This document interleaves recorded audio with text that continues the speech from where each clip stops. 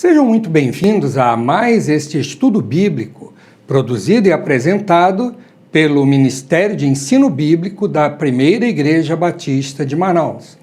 Até o final de março, estaremos estudando as cartas do apóstolo João.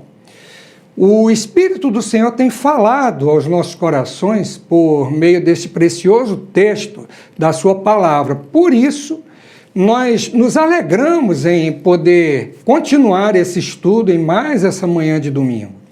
Que Deus nos abençoe e continue nos instruindo a cada dia.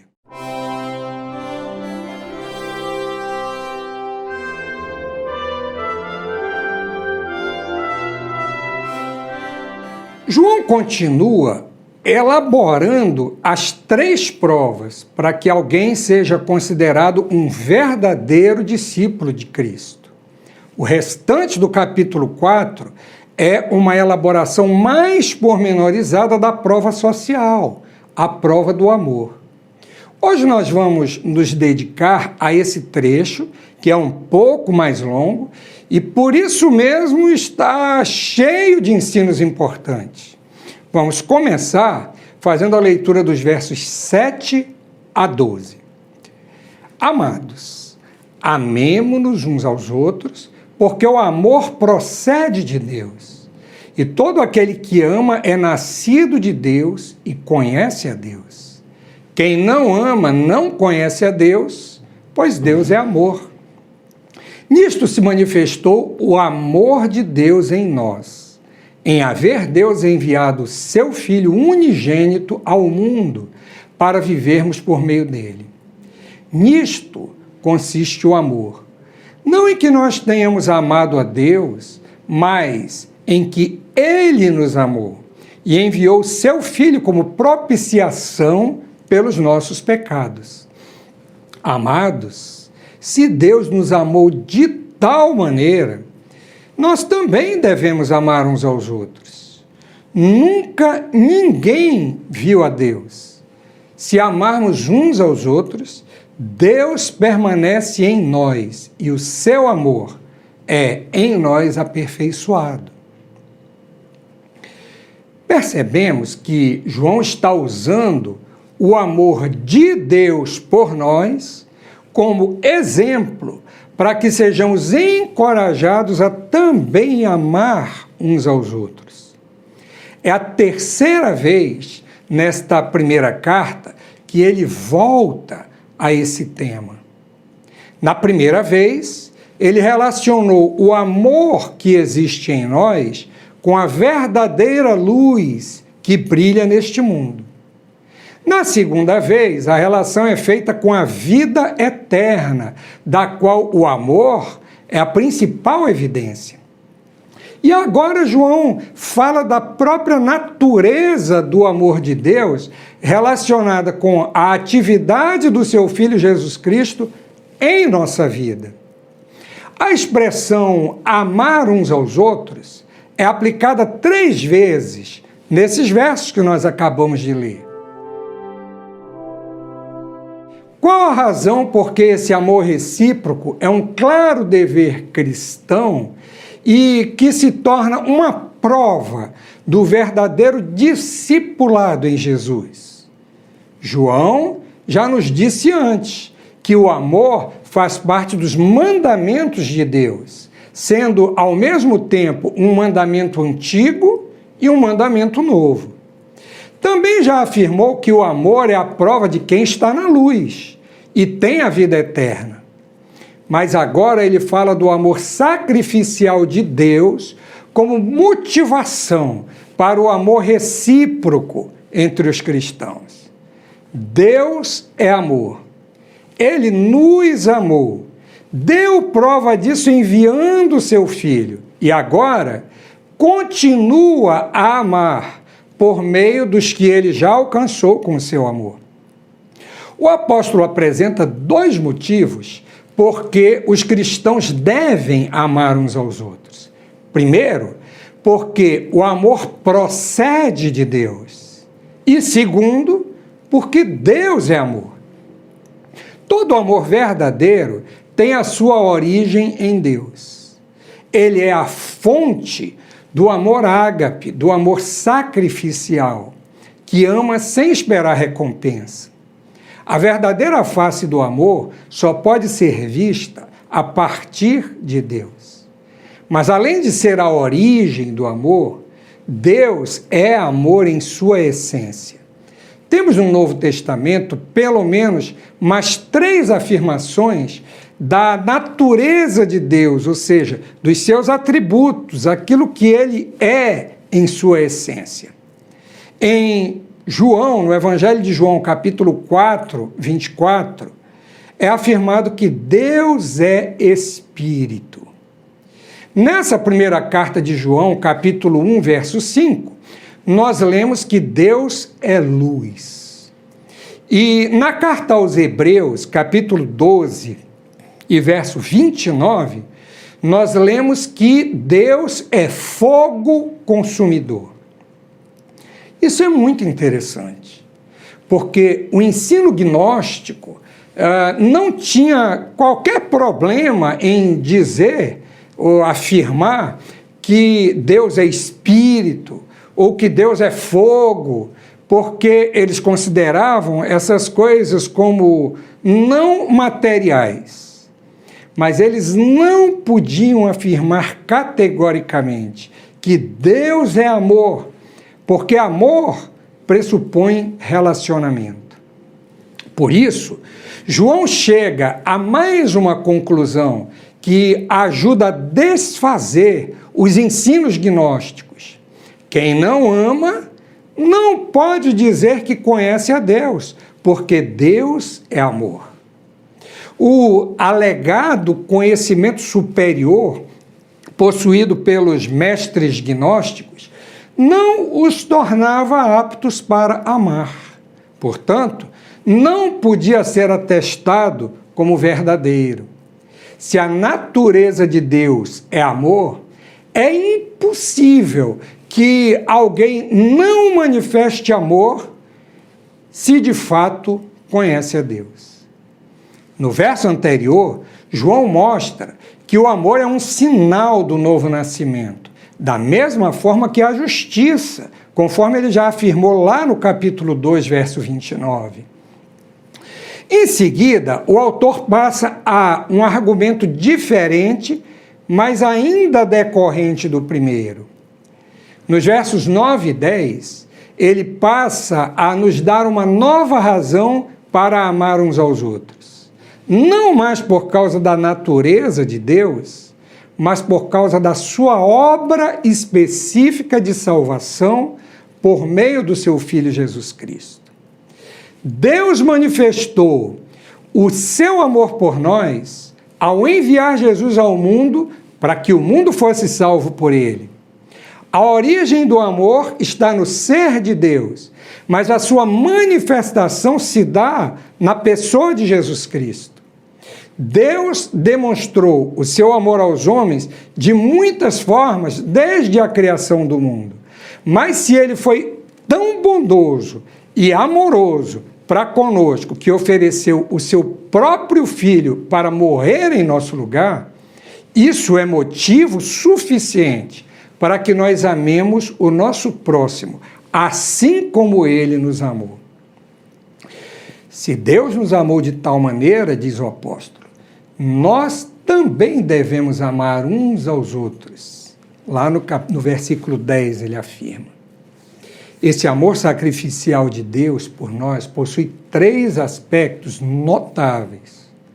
O primeiro é que Deus enviou o seu próprio Filho. Sendo ele o único Filho de Deus em sentido absoluto, esse fato é absolutamente extraordinário. Ninguém podia oferecer algo mais valioso e nem haveria prova maior do amor de Deus do que essa. Em vez de nos deixar a nossa própria sorte, perdidos, mortos, andando nas trevas e vivendo na ilusão, em Jesus, Deus nos deu vida, luz e nos conduziu à verdade. O segundo é que Deus enviou o seu Filho para morrer por nós. Esse é o sentido da palavra propiciação que João usou no verso 10. Era a mesma expressão usada para os sacrifícios oferecidos lá no Antigo Testamento pelos sacerdotes, primeiro no tabernáculo e depois no templo em Jerusalém. A diferença é que aqueles sacrifícios eram temporários, eles precisavam ser repetidos. E o sacrifício de Jesus foi único, foi suficiente para sempre. A vinda de Jesus ao mundo não foi sem propósito. Ele não veio como homem assim por acaso. Todo o plano de Deus convergiu para que o sacrifício do seu Filho fosse realizado em nosso favor. O terceiro aspecto é que Deus enviou seu Filho para morrer pelos pecados de homens perdidos, que não mereciam e nem merecem qualquer demonstração do seu amor. Se não fosse assim, nós estaríamos irremediavelmente perdidos para sempre. O fato de que não há nenhum merecimento em nós em relação ao amor de Deus torna a vinda de Jesus ao mundo algo fora do comum. O apóstolo Paulo reconhece isso quando ele escreve aos Romanos, no capítulo 5, versos 7 e 8. Ele diz: dificilmente alguém morreria por um justo, embora por uma pessoa boa, talvez alguém tenha coragem para morrer.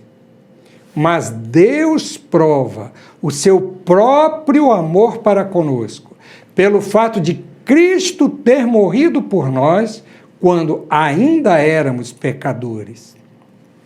Essa deve ser a nossa motivação para amar uns aos outros. Se nós, sem merecer, fomos alvos do amor de Deus, também podemos e devemos amar pessoas que não mereceriam o nosso amor.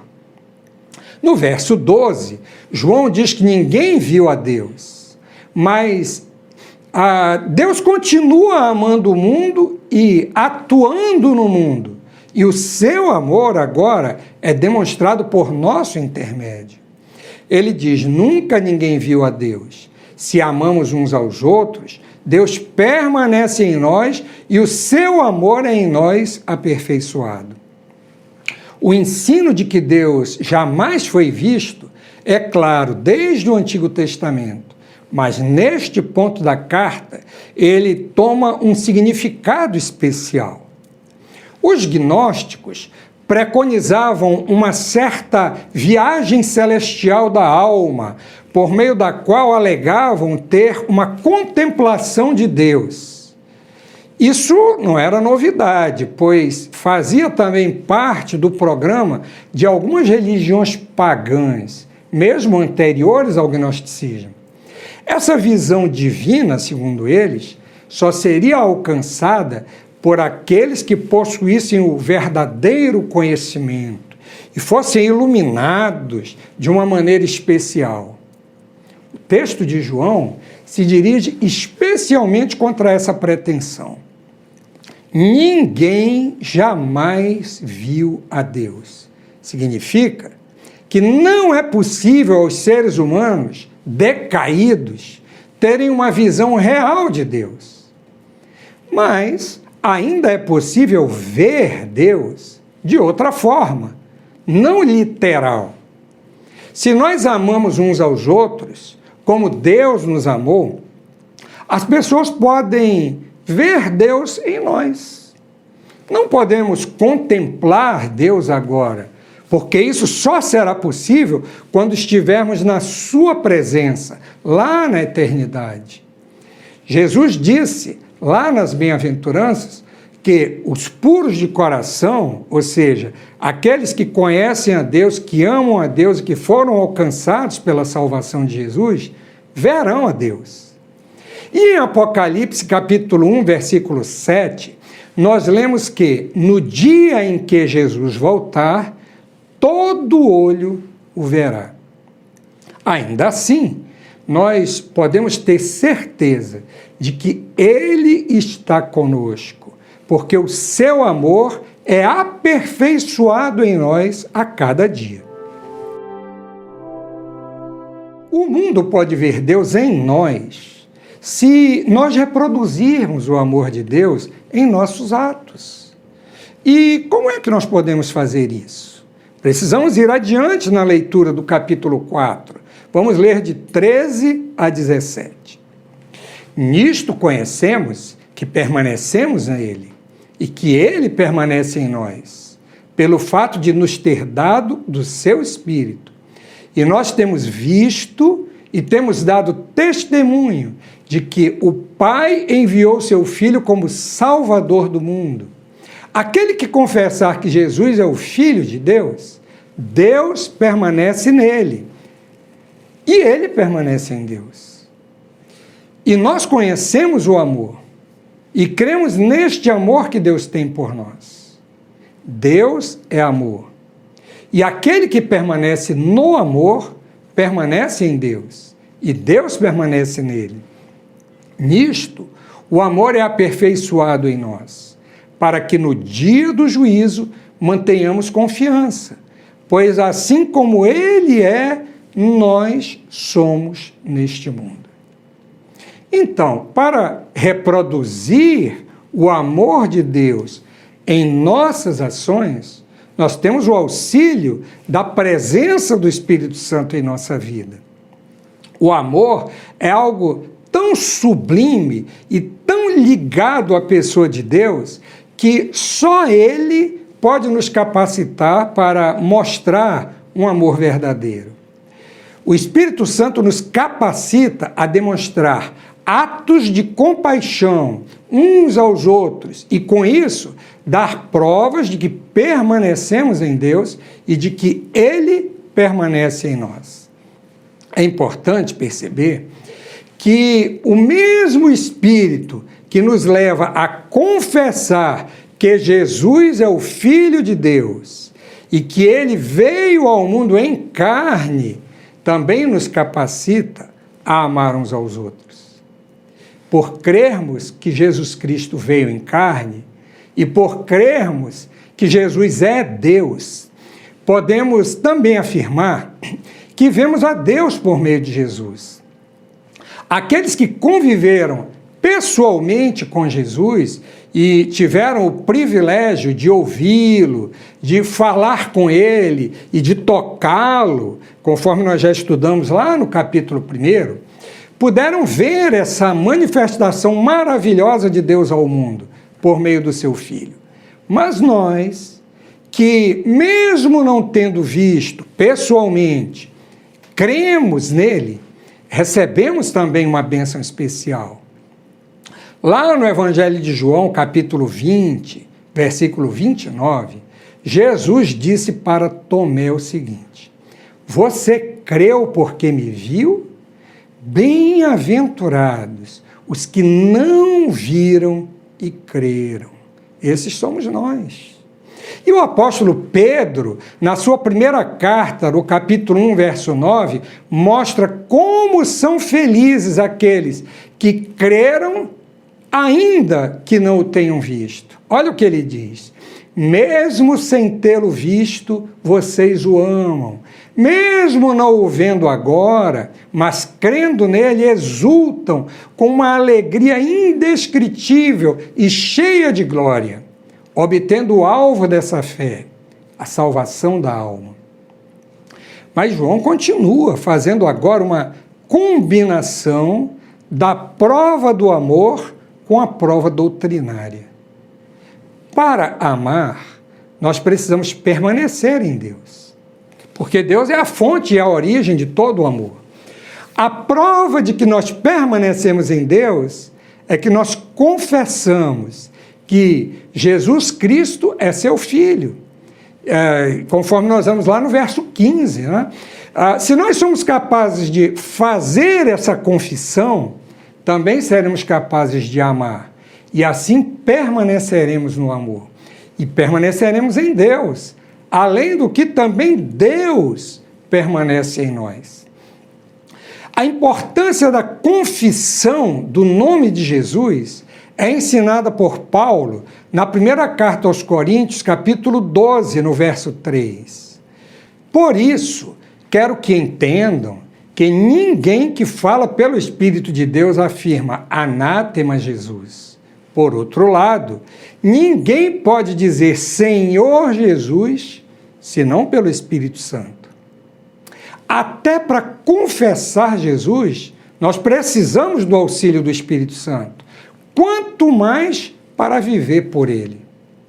Confessando o nome de Jesus e fazendo a sua vontade, nós vamos sendo aperfeiçoados por ele. Esse aperfeiçoamento terá o seu ponto culminante, seu ponto final, no dia do juízo, quando finalmente nós vamos chegar à presença dele. Conforme nós crescemos, nós adquirimos confiança. Essa palavra confiança é muito interessante. Ela tem o sentido de ousadia. O cristão é ousado, porque mantém a sua fidelidade contra todas as barreiras que se interpõem entre ele e Deus.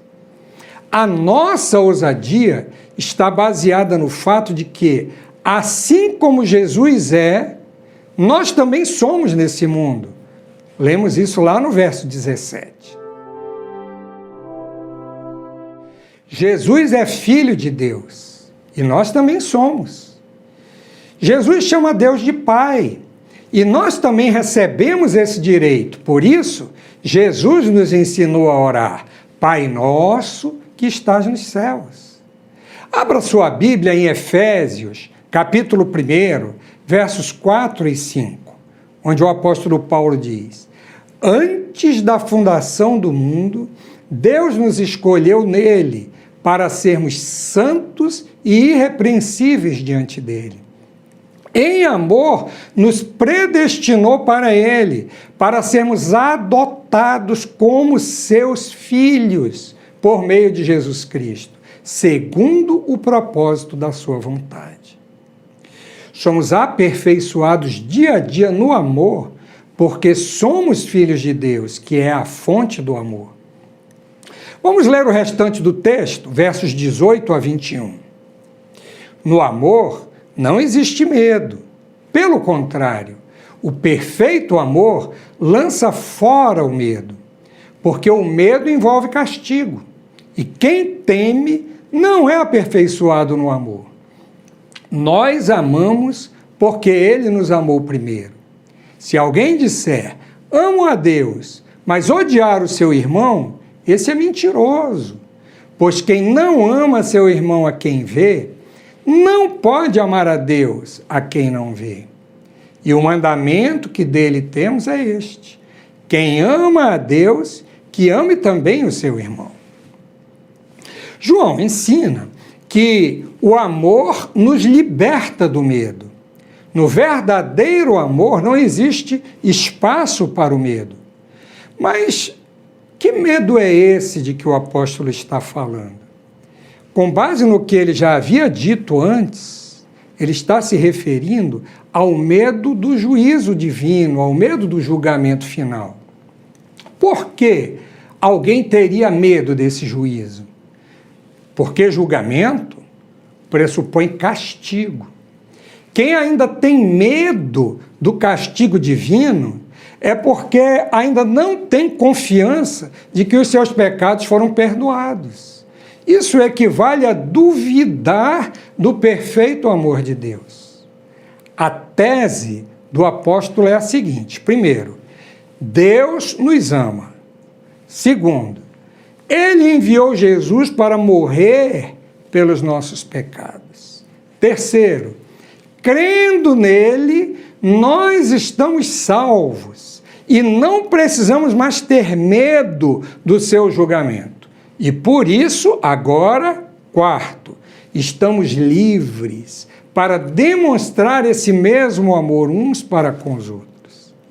Pelo fato de ele ter nos amado primeiro, nós somos capacitados agora a amar. E é por isso que também aquele que diz que ama a Deus, mas não ama o próximo, é mentiroso. Não existe qualquer possibilidade de amar a Deus e ser omisso para com as necessidades dos nossos semelhantes, como ensinavam os profetas lá do tempo de João, né, os falsos profetas. Por isso a conclusão desse capítulo é essa. E o mandamento que dele temos é este: quem ama a Deus, que ame também o seu irmão. Lembremos sempre das palavras de Jesus no Sermão do Monte. Então os justos perguntarão: quando foi que vimos o Senhor com fome e lhe demos de comer? Ou com sede e lhe demos de beber? E quando foi que vimos o Senhor como forasteiro e o hospedamos? Ou preso e fomos visitá-lo? O rei respondendo lhes dirá: em verdade lhes digo, que sempre que o fizeram a um destes meus pequeninos irmãos, foi a mim que o fizeram. Com base em tudo o que lemos e estudamos até aqui, já devemos estar prontos para firmar um propósito de amar, como Jesus tem nos ensinado. Amar a Deus sobre todas as coisas. Amar ao próximo como a nós mesmos. Amar ao próximo como Jesus nos amou. E amá-lo sacrificialmente, como Jesus também se sacrificou por nós. No próximo domingo, chegaremos ao final desta primeira carta, se Deus assim nos permitir. Então, até lá e um maravilhoso domingo a todos.